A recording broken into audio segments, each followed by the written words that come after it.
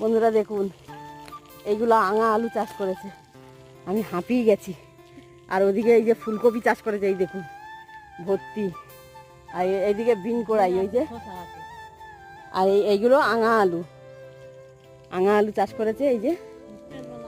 হ্যাঁ, এগুলো আঙা আলু চাষ করেছে। আর ওদিকে দেখুন ওই যে ফুলকপি, ওই যে সব গাছ। আর ওদিকে ধান।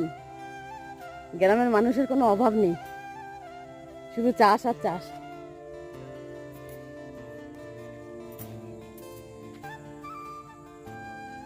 এদিকে সূর্য মানে ডুবে যাবে, দেখুন কি সুন্দর লাগছে।